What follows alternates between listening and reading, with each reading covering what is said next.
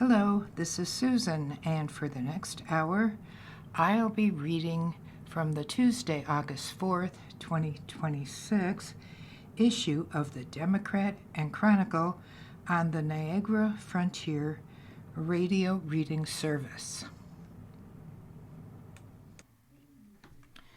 The first article I would like to read is entitled Democratic Socialism: What It Is and What It Isn't. Primary wins, GOP attacks draw attention to the left. Written by Eduardo Cuevas for USA Today. Ahead of a challenging midterm election, Republicans have seized an opportunity to castigate their opponents as extremists after Democratic Socialists won Democratic congressional primaries in New York City, Colorado, and Washington, D.C. GOP leaders have invoked the specter of radical left authoritarianism by calling progressive Democrats communists, an echo of Cold War-era messaging from prominent Republicans such as Senator Joseph McCarthy and former President Richard Nixon. Ronald Reagan used to warn about communism. House Speaker Mike Johnson, Republican Louisiana, said on Fox News Sunday in early July. Now the barbarians are inside the gate, Johnson said, so this election is for all the marbles. President Donald Trump has upped the attacks.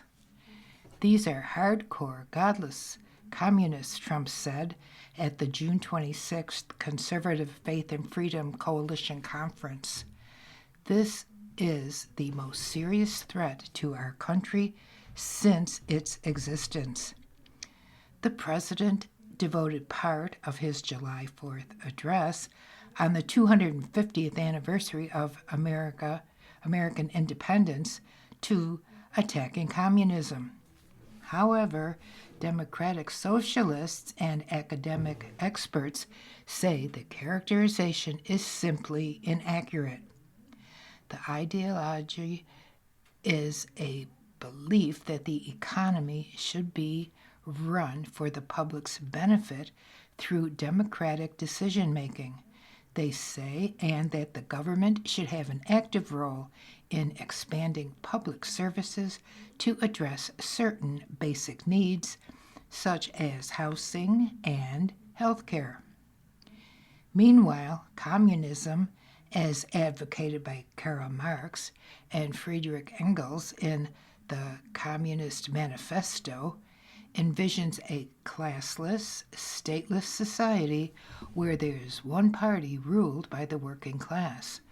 And when Americans think of communism, they look to the totalitarian,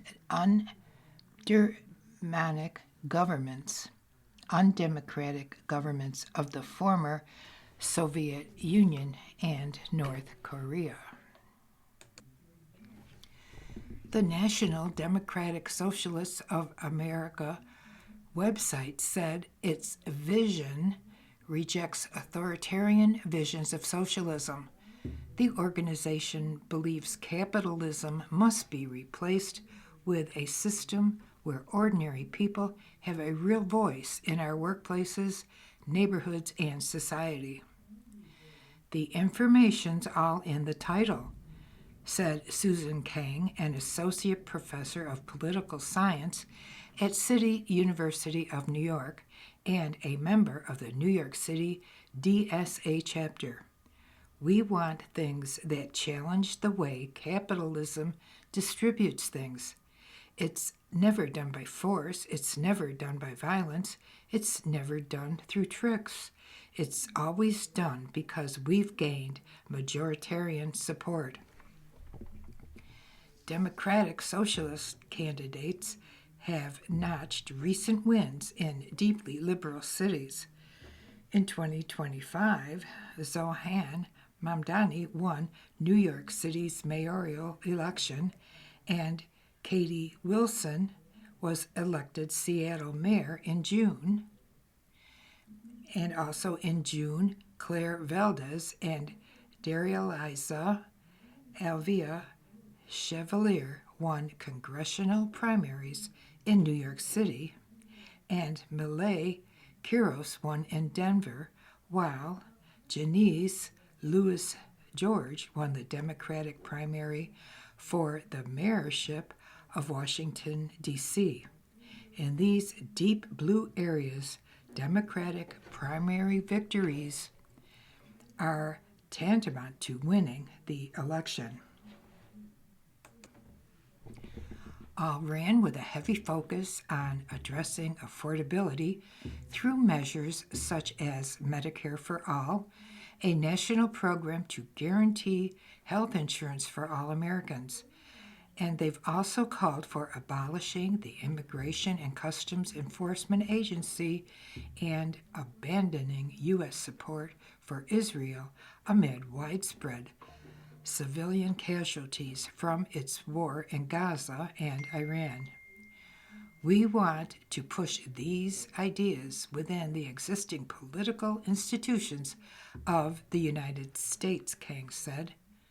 Often, she said, Americans can look to challenges in their own lives, such as the prices of groceries and housing, compared with the experiences of prior generations that enjoyed much lower costs for essential goods like housing and higher education. Rather than being a fully defined political ideology in the United States, democratic socialism can be understood as a reaction to establishment politics that uses somewhat left-leaning principles, such as universal health care, creating more affordable housing, and reorienting U.S. policy in the Middle East, all of which are popular among Democrats, said Nick Beauchamp, an associate professor of political science at Northeastern University. These are the things that the candidates are running on, and these are things that people care about, he told USA Today. They're not necessarily about either democracy or socialism, but as part of that sort of bundle of left politics that people are now associating with these terms. Liberals, progressives, and democratic socialists often note that the United States has its own popular socialist policies. That includes social safety net programs such as Medicare and Social Security, and they also cite basic services like public schools and municipal water. The Trump administration recently opened Freedom Fuel gas stations to sell gas at $3.47 a gallon, a government intervention in markets. Some DSA chapters do have Marxist, Leninist, and Maoist members, such as in the DSA's Red Star Caucus, although Max Sawicki, an economist and writer in Virginia who is a member of DSA, said they are fringe contingent with little success running for elected office. The leftist ideologues have some sway.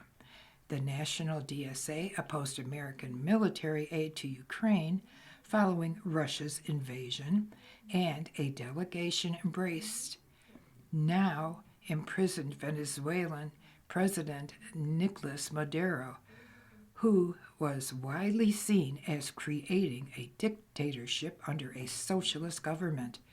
But Sawicki, who was not speaking on behalf of the DSA, said its successful chapters, such as the one in New York City, have included effective campaign operations. Mamdani's proposals of fast and free buses, a freeze on rent increases for re-established apartments and public grocery stores are popular with New York City voters, he noted. And according to their own numbers, it has grown from 5,000 members in 2017 to over 100,000 members in 2026. Younger people are more likely to embrace socialism than older voters raised during the Cold War, for whom socialism may conjure images of an improvised, freedomless society like the former communist bloc in Eastern Europe. Democratic socialists often instead cite countries in Scandinavia and Western Europe which have enacted socialist policies on universal health care, housing, and higher wages within democratic systems. A July 4th survey by Morning Consult and the Cata Institute, a libertarian think tank, found that 53% of Gen Z respondents had a favorable view of socialism compared to 27% among baby boomers. At the same time, a 2025 Gallup survey found 54% of Americans view capitalism favorably, but support has declined since 2021 when it was 60%.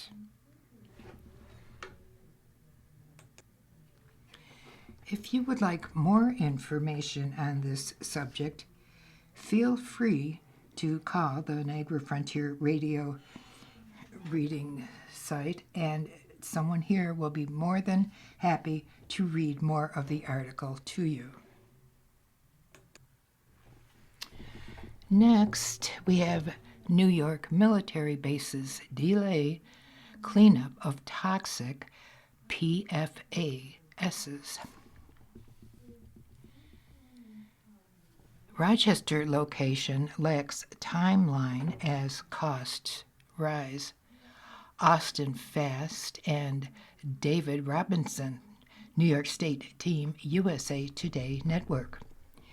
Nearly 20 military bases in New York have been putting off cleanup of toxic PFAS, or perfluoroalkyl and polyfluoroalkyl substances, for years, spanning sites from the Finger Lakes to the Hudson Valley, according to a new USA Today network analysis of military records. One is Rochester Readiness Center, AASF number 2, which had its cleanup cost estimate rise to $1.5 million, up from $1.4 million.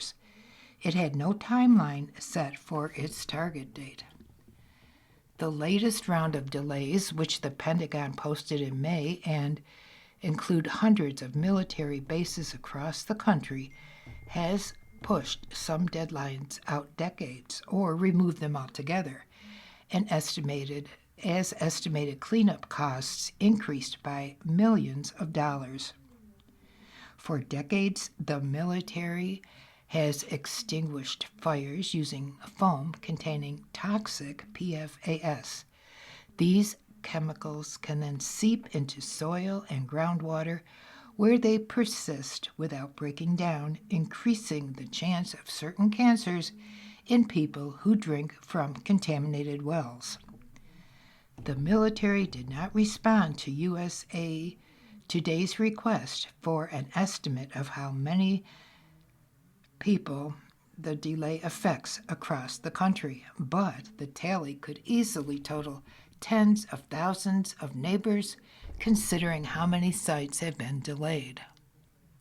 A total of 20 total military bases in New York had clean-up delays or cost increases, with several others included in the analysis that lack timelines, according to the USA Today's network analysis. Among them are Seneca Army Ammunition Plant, now closed. Its first phase was completed in December 2022 with no delays. The Stage 2 target date, originally set for August 2026, is now August 2039, and the cost is $17.9 million, up from $13.6 million. Also, West Point in Orange County, which delayed its target date from September 2027 to September 2035 and had its cleanup cost estimate increased to $3.2 million, up from $2.7 million. Camp Smith, CSMS, in Cortland Manor, which delayed its target date from September 26 to March 2033 and had its cleanup costs increased from $1.2 million, which was up from $390,000. And Stewart International Airport in Newburgh, which delayed its target date from September 26th to September 2047 and had its cleanup costs rise to $93.2 million, up from $83.2 million. For further details on these and other military bases in New York, check out USA Today's reporting on the analysis at usatoday.com. The database is at data.usatoday.com/projects/military PFAS delays/index HTML. A link buried on the Pentagon's website shows cleanup timelines for more than 700 military installations nationally, and USA Today has compiled those reports, many of them now deleted, going back to 2021, observing at least 1,000 instances where cleanup times changed over the past 5 years without a formal announcement. The latest delays posted in May are the most drastic, averaging a decade. USA Today has gathered the timeline details in this searchable data dashboard.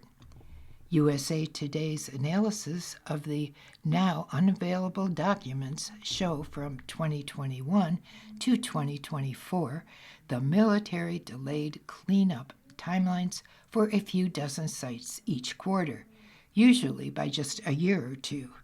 Timelines at a handful of sites would even speed up, also typically by a year or so. And delays suddenly began to pile up in March 2025 when the Pentagon delayed over 150 sites at once. The newest records released representing cleanup timelines as of September 2025 delayed the target dates for nearly 200 military sites, as much as 2 decades into the future. These timelines don't even represent when each base's neighbors can expect their property to be safe from forever chemicals. When cleaning up environmental contamination, the military follows the multi-step Superfund program laid out by Congress. The timelines the military has been delaying are largely the remedial investigation step, which explores how far pollution has spread and how they might repair the damage. The final cleanup can't even begin until they pass these milestones. You are listening to a reading of articles and features from the Democrat and Chronicle on the Niagara Frontier Radio Reading Service. Next, we have AG nominee Blanche kills a $1.8 billion fund for Trump allies, written by Melina Khan for USA Today. Acting Attorney General Todd Blanche said he is rescinding the nearly $1.8 billion anti-weaponization fund that stalled a Senate vote on his nomination for Attorney General. Blanche announced the news August 2nd on X. The heavily criticized fund would have compensated allies of President Donald Trump who say they were unfairly prosecuted during the Biden and Obama presidencies, including those who attacked the U.S. Capitol on January 6, 2021. Senators John Cornyn, Republican from Texas, and Tom Tillis, Republican from North Carolina, held up Blanche's Attorney General nomination over questions about the future of the fund. Blanche, Trump's former personal lawyer, has served as acting Attorney General since the president fired Pam Bondi in April. His repeal of the fund helps pave the way for his confirmation in the Senate. The Senate Judiciary Committee has scheduled his nomination vote for August 4th, according to Reuters. My team and I have met with committee members and senators over the past several weeks and addressed any concerns or outstanding questions, Blanche wrote on X. We have enjoyed good faith discussions and as a result, issue the following order and update with regard to the May IRS settlement. Natalie Yesbeck, a spokesman for Cornyn, said in a statement, Senator Cornyn has reached an agreement with the Department of Justice, which will be issuing a formal order permanently terminating the Anti-Weaponization Fund and making clear in a binding written document that the scope of the audit settlement is limited to only plaintiffs, including the President and the IRS. Announced in May, the fund was created as part of a settlement to resolve a $10 billion lawsuit Trump filed against the IRS over allegedly mishandling his tax records. Money was set to go to victims of lawfare and weaponization, including those who say they were unfairly prosecuted during the Joe Biden and Barack Obama presidencies. Critics argued it would allow people Trump pardoned for the January 6th Capitol attack to cash in at the taxpayers' expense. The fund faced a series of legal setbacks. Trump and the Justice Department appeared to retreat from its creation, but on July 31st, the president appealed a ruling that blocked access to the funds, and after Blanc's confirmation was held up, Trump took to social media to offer a new threat to Republican senators. Approve Blanche as Attorney General or the Anti-Weaponization Fund would return. It will immediately be back on the table and I will get it done, Trump wrote August 1st on Truth Social. Trump also said Blanche would stay in his acting rank and bring back the fund if he is not confirmed. And while Trump argued in the Post that the fund would take care of those badly treated under the previous presidents, Tillis said in an August 1st post that it is a payout pot for punks. It's unfortunate that Todd Blanche, who I consider qualified for the job, will not be confirmed because of this reversal, he wrote. Hopefully we can resolve this by Tuesday.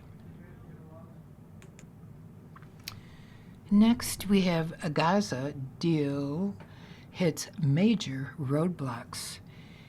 Israeli attacks kill 18 in Palestinian enclave. Cairo.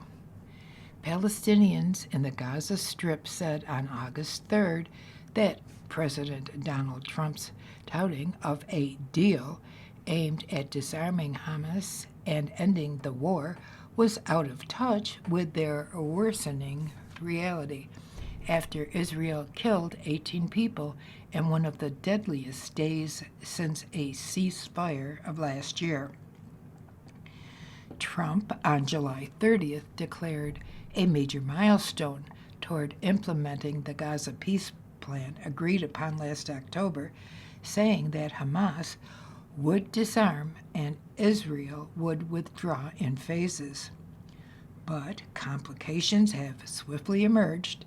Israel's defense minister said on August 2nd that Israeli troops in Gaza would not move before Hamas disarms and its tunnels are destroyed, while Hamas insists Israel halt attacks before it begins implementing the part of the agreement dealing with its arms.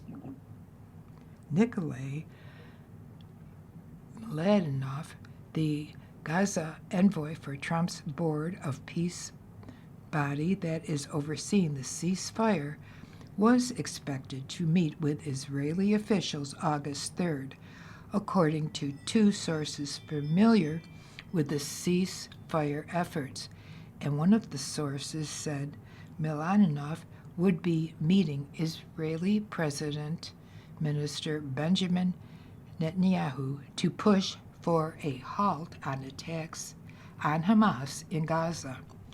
No Israeli airstrikes had been reported in Gaza so far on August 3rd. An Israeli official said that Israeli forces will continue to thwart any threat to Israeli civilians and soldiers.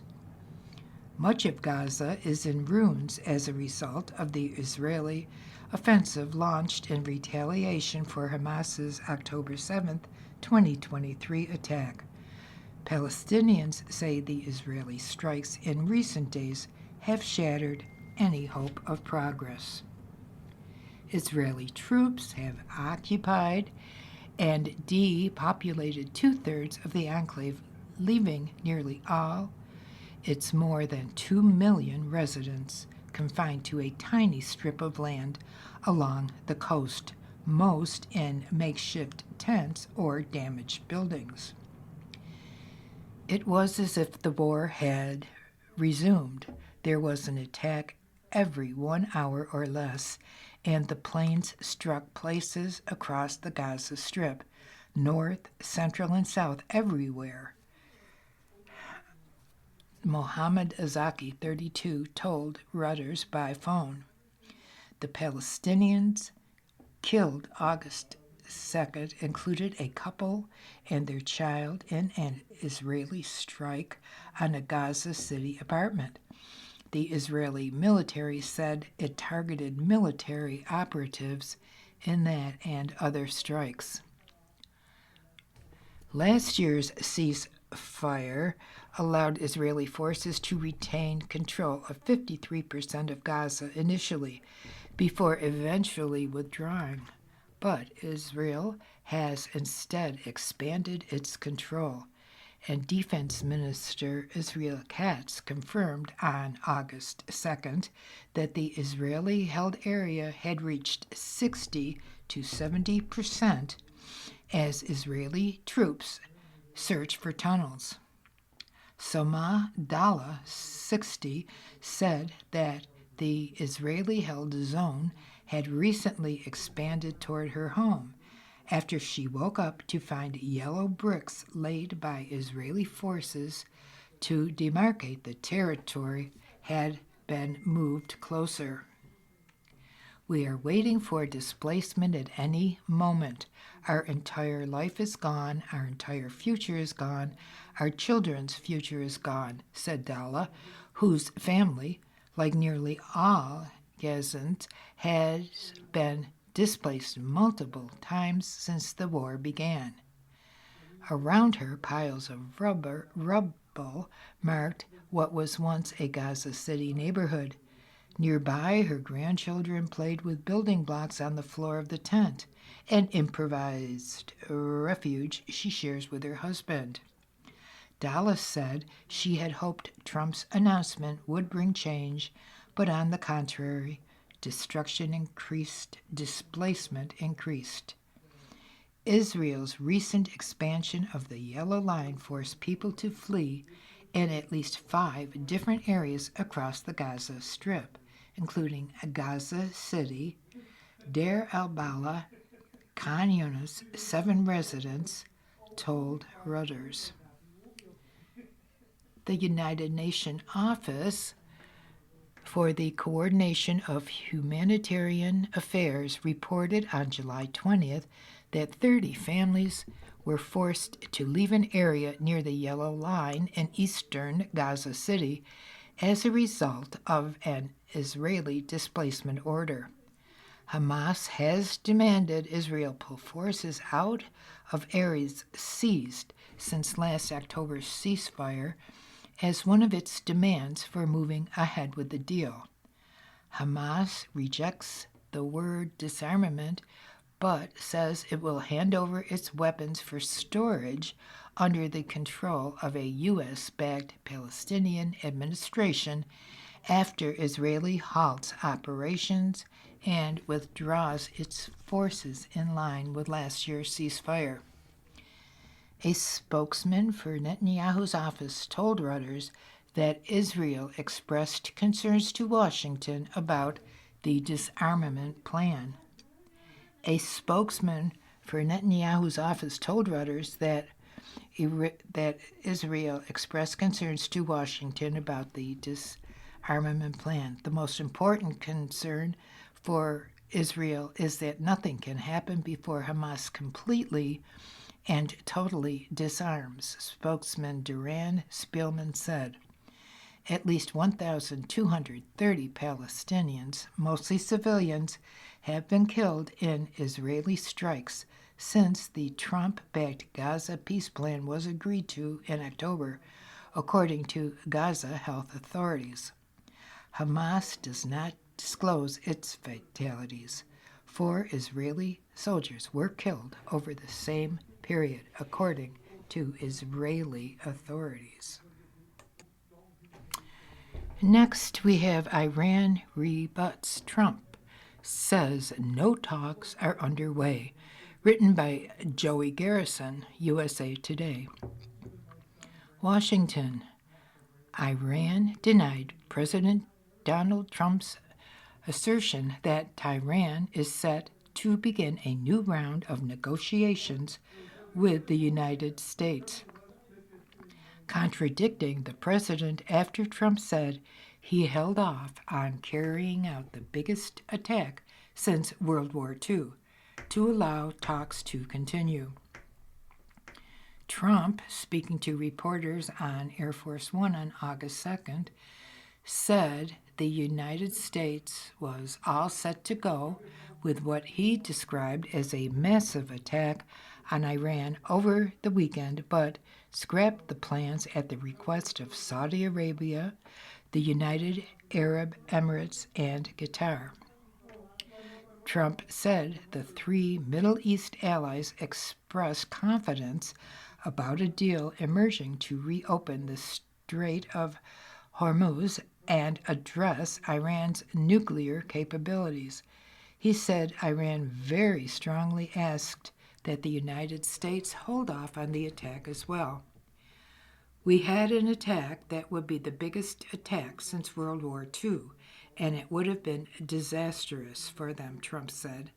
And they didn't want us to do it, and frankly, Saudi Arabia didn't want it either. They thought that a deal is imminent.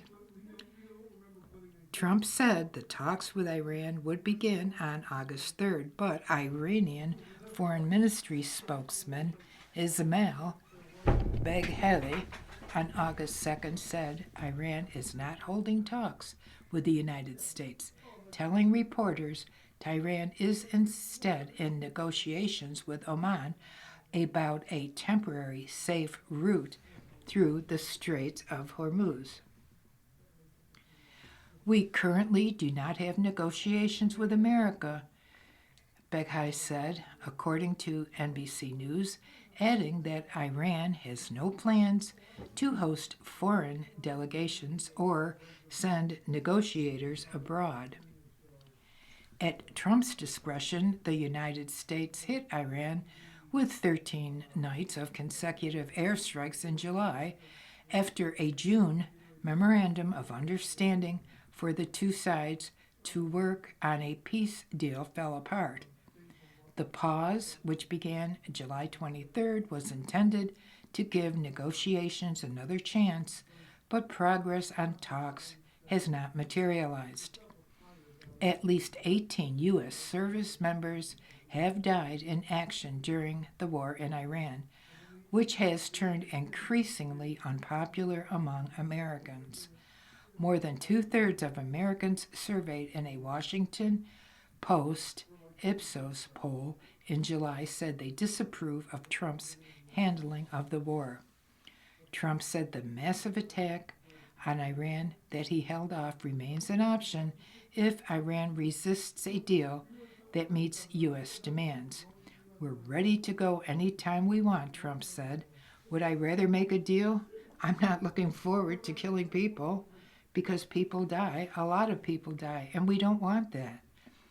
Trump has yet to achieve the objectives he set out at the onset of the war, dismantling Iran's nuclear program, curbing its ability to attack regional rivals, and creating conditions for Iranians to overthrow their clerical rulers.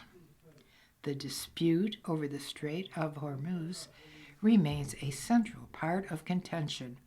Washington says the June memorandum required Iran to open the strategically vital waterway, while Tehran argues the text explicitly preserved its authority over shipping traffic. That would leave Tehran with greater leverage over the strait than before the war, a result that would likely be seen as a significant setback for Trump.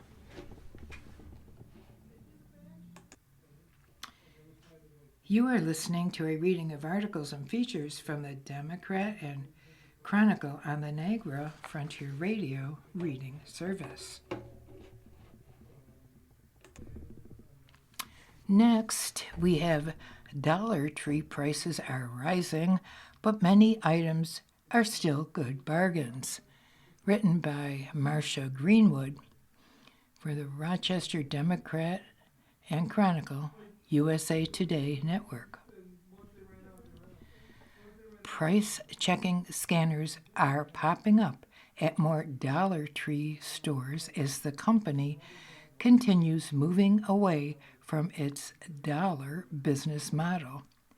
We've spotted the devices at the dollar store in Irondequoit Plaza, 525 Titus Ave, and Webster Square Plaza at 950 Ridge Road. The scanners and price hikes have gotten pushback on social media. However, there still are bargains to be found at the Dollar Tree versus other stores.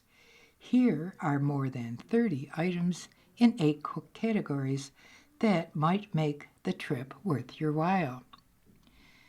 Back-to-school supplies. If you're looking to stretch your back-to-school shopping dollar, Dollar Tree has composition books, 3-ring binders, 200-count packages of ruled paper, folders, scissors, glue, and tape, among other necessities, for $1.25. Greeting cards can be incredibly expensive, running from $5 to $7. Hallmark cards sold at Dollar Tree go for $1 and $1.25 each. Gift wrap. Depending on the brand, you could pay $5 or more for one gift bag.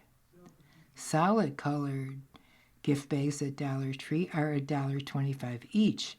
Patterned ones are $1.50, and gift bows are $1.25. Painting supplies. If you're about to embark on a painting project, Dollar Tree sells paint brushes and brush sets, paint roller frames, paint rollers, paint sponge sets, paint pads, plastic drop cloths, and putty knives, all for $1.50. Wall outlet extenders that add 3 or 6 plug outlets are $1.50. Personal care items. It's been a while since we've seen bottles of White Rain shampoo and conditioner, the 22.5 ounces each, on store shelves, but Dollar Tree has them for $1.50. In addition, Dollar Tree sells bottles of Pro Silk body wash, various scents for $1.25, and Yardley soap bars, various scents for $1.25. A 3-pack of Colgate toothbrushes, $1.25, and a box of 120 2-ply Scotty's facial tissues for $1.50. And they have salad dressings and condiments. A 16-ounce bottle of Pampa Zesty Italian salad dressing is $1.25. 8-ounce bottles of Kraft salad dressing, various flavors, are $1.50. A 12-ounce bottle of Deli Market spicy brown mustard, $1.50. And a 8-ounce bottle of French's Classic yellow mustard, $1.50. In glassware, small lidded glass jars that can be used for storing small items are $1.50 apiece. So are wine glasses, water glasses, and tumblers. Dollar Tree locations. Dollar Tree has 346 stores in New York State, including 34 in the Rochester area.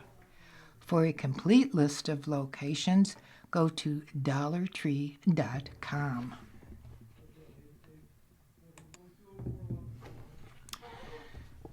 Next, we have a story. This is written by Victoria Freely.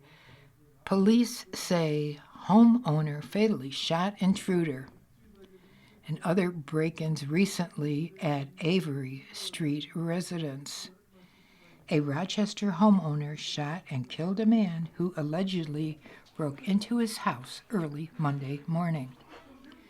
Rochester Police Captain Frank Umbrino said officers were called to a home on Avery Street near Emerson Street around 5 a.m. Monday, August 3rd, following a reported burglary. And according to Umbrino, the homeowner told police he was awakened when someone entered through the rear of the residence. The homeowner then used a legally registered handgun to shoot the intruder. The intruder was pronounced dead at the scene, Umbrino said. At this point, it appears to be a justified shooting, Umbrino told reporters at the scene Monday. The homeowner has cooperated with investigators and was expected to be interviewed by police later Monday, Umbrino said. Police also said there is no indication the homeowner knew the intruder, and Umbrino noted that the homeowner had experienced several burglaries in recent weeks. Police continue to investigate the fatal shooting with additional items not immediately released. Girl 14 identified in fatal North Clinton Ave shooting. Police are also investigating 3 additional non-fatal shootings that occurred during the overnight hours. Investigators believe she was not the intended target. Rochester police have identified the teenage girl who was killed during a series of overnight shootings as officers dispersed a large, disorderly crowd along North Clinton Avenue. Police said 14-year-old Zaninia Barr of Rochester was fatally shot early Saturday, and investigators believe she was not the intended target. No suspects have been arrested. According to the Rochester Police Department, several hundred people gathered along North Clinton Ave around 10:30 p.m. Friday. Officers began dispersing the crowd from the area of North Clinton Avenue and Upper Falls Boulevard as part of a planned operation. As officers moved north, they encountered multiple instances of violent and riotous behavior, police said, and when officers reached the area of North Clinton Avenue and Morrell Street, multiple shots were fired within the crowd. Officers deployed riot control agents and the crowd dispersed. Afterwards, officers found Barr on Morrell Street with at least one gunshot wound to her upper body. She was pronounced dead at the scene. Police said it appears Barr was not the intended target of the shooting. Police are also investigating 3 additional non-fatal shootings that occurred during the overnight hours. At about 12:37 a.m., a 26-year-old Rochester man arrived at a local hospital with a gunshot wound to his lower body. Investigators later determined the shooting occurred at an unknown location while he was elsewhere in the city. His injuries were not life-threatening. And at about 2:05 a.m., officers responded to Weaver Street near Joseph Avenue, where they found a 38-year-old Rochester woman with a gunshot wound to her lower body. She was taken to the hospital with non-threatening injuries. And at about 2:18 a.m., officers responded to a shoot spotter activation near Northton Street and North Clinton Avenue. A short time later, a 41-year-old Monroe County man arrived at a hospital with a gunshot wound to his lower body. Detectives determined he was shot near the shot spotter location. His injuries were also not life-threatening. The Rochester Police Department's Major Crimes Homicide Unit is investigating Barr's death and is also working to determine whether the overnight shootings are connected. No suspects are in custody, and anyone with information or video is asked to call 911, the Major Crimes Section, at 585-428-7157, or Crime Stoppers at 585-423-9300, or email majorcrimes@cityofrochester.gov. Next, we have woman killed and 5 people wounded in Rochester shooting. A 35-year-old woman was killed and 5 other people were wounded when a gunfire erupted into a crowd gathered near North Street early Sunday, according to Rochester Police Department. Police said about 100 people were gathered on Clifford Avenue east of North Street about 3:30 a.m.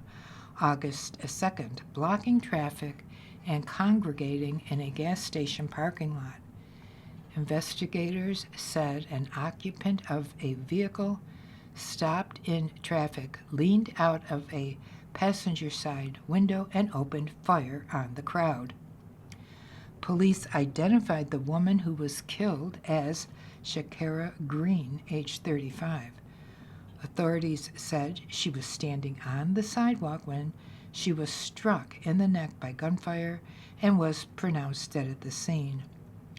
The other 5 victims, ages 18, 20, and 21, suffered non-life-threatening gunshot wounds to their lower bodies, according to police. Investigators said it does not appear that Shakira Green was the intended target. No suspects were in custody as of Sunday morning. The department's major crimes homicide unit is investigating, and police are asking anyone with information or video relating to the shooting to contact 911, the major crime station, at 585 428 5157, Crime Stoppers at 585 423 9300, or email majorcrimes@cityofrochester.gov. Next, Delta cuts 3 nonstop routes from JFK Airport. Delta Airlines is permanently ending 3 nonstop routes from New York City's JF Kennedy's International Airport while adding new service elsewhere as the airline adjusts its network. The airline confirmed it will discontinue flights from JFK to Houston, Memphis, and St. Louis after previously planning to restore the routes. And at the same time, Delta is adding new service between Raleigh-Durham, North Carolina, and Fort Myers, Florida, beginning November 1st. According to the Points Guy, Delta suspended the 3 routes earlier this year as the airline adjusted operations amid higher fuel costs and changing travel demands. On July 26, Delta confirmed the flights from JFK to Houston, Memphis, and St. Louis would not return. The airline is adding a new nonstop route between Raleigh-Durham International Airport and Fort Myers starting on November 21st. Delta has increasingly invested in Raleigh-Durham, which it designates as a focus city because of growing passenger demand. The airline has also announced additional service to Florida, including new flights from Boston to Orlando and Miami. With the start of college football season approaching, Delta is also adding more than 40 Friday and Sunday nonstop flights to popular game day destinations. Despite the route changes, JFK remains one of Delta's largest hubs, and as of late July, Delta serves more than 100 destinations from JFK, maintaining New York City as a key part of its domestic and international network. Postal worker shot in Rochester. A U.S. Postal Service worker was hospitalized with non-life-threatening injuries after being shot in Rochester on Saturday, police said. No arrests have been made, and the investigation remains ongoing.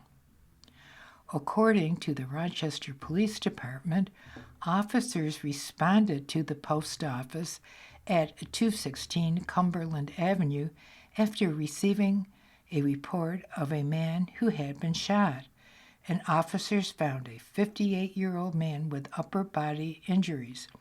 He was taken by ambulance to Strong Memorial Hospital, where doctors determined his injuries were not life-threatening.